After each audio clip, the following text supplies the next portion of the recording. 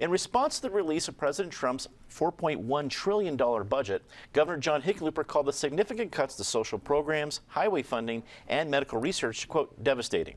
Meanwhile, a recent analysis of the American Health Care Act that passed the House recently reignited the repeal and replace debate among Colorado lawmakers this week.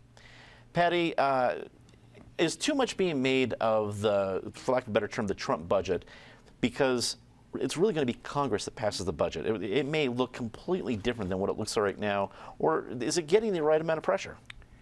Oh, I don't think it's getting enough pressure. You cannot give enough pressure in this case. The irony of today, the governor signed the new budget, which Colorado legislators had worked really long and hard on, made a lot of compromise, talked over the problems. First of all, they did a good job on that budget given Colorado's economy. Now they're going to have to face maybe some huge cuts in health care, in Medicare. So when John Hickenlooper called it Robin Hood, stealing from the poor and giving to the rich, that's what this $4.1 trillion budget looks like. Representative Harold Rogers, who's a Republican, said it best. It's like, it's not just shaving, it is deep, deep cuts. And I think there could have been a lot more discussion, a little help for the Republican Party, because they're the ones who are really going to have to figure out how to deal with this in Congress. But it's an outrage. Mike, let's hit on just what Patty mentioned there.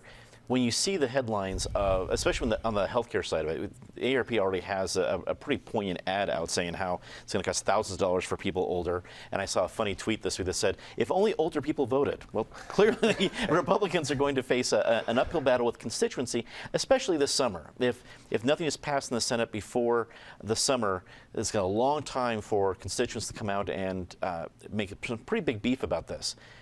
From a fiscal management side of things, I would imagine Republicans want to see some cuts happen. But are they going to come at the cost of losing a majority in the House or the Senate in just 2 years? A terrific question. Look, President Trump can put forward whatever budget he wants. And by the way, he, being the president, he still has some gravitas with regard to trying to get some of what he wants. But this still has to go through both chambers of Congress, where it's going to get hashed around, and especially with regard to, do senior citizens vote? Yes, indeed they do. But the flip side to this is that, let's remember something. The federal government is broke. We have a massive national debt. We deficit spend every year. We are on an unsustainable fiscal path at the federal level. And at some point, we are going to have to start turning back that tide and getting back to some fiscal sanity. So give Donald Trump credit for forcing this conversation to have about just the future, the fiscal future of this country, which is, frankly, we're on a path to becoming basically a bankrupt security state if something isn't done at some point. Penn, what do local lawmakers, I'm going to just say Democrats at this point, make strategic plans of this announcement? It's still a long time between now and November 2018. You can't just put out ads right now, but some strategy has to come into play when you get major announcements, big news like this. What do Democrats do at this point with what we're hearing both on the budget side of things and even more on the healthcare side? Well, I think that what you do is you begin to craft a message and you identify what issues you're going to articulate and highlight and share with the public.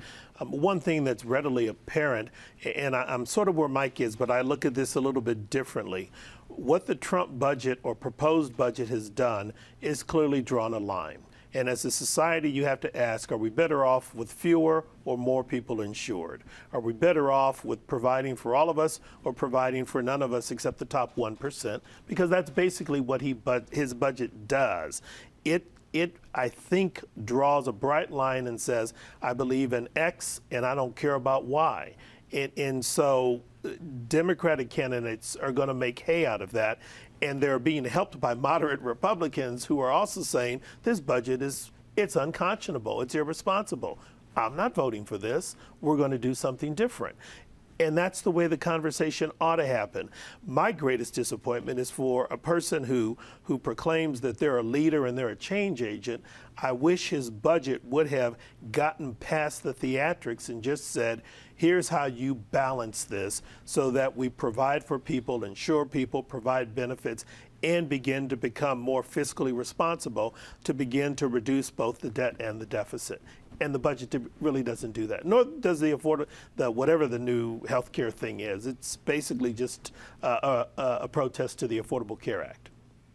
Hans, when it comes to the political decision with lawmakers now, and really it's in the hands of the Senate, you have a huge budget situation to take care of, and you have a massive health care, whether you want to call it an overhaul, repeal, replace, whatever it's going to be.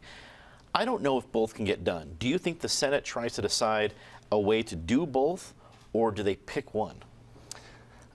I don't know what the Senate does. I mean, these are the two issues that are going to be the wedge issues in 2018 in the election. Obviously, Trump has come out with a budget, and sort of at their heart, budgets are moral documents. You know, they talk about what a leader or a party believes philosophically needs to happen, and as was mentioned, you know, what's the question? Do we want to be able to provide coverage or insurance for more people, or what is the cost of the modification that might happen in the Affordable Care Act, and as well as the budget? I don't know if the Senate's going to be up for both. I'm curious to see how this plays out. I do know that these are going to be obviously the two issues that both parties are going to be going back and forth on for the election, and it's absolutely going to. It's, you know, the sort of battleground is being drawn as we speak.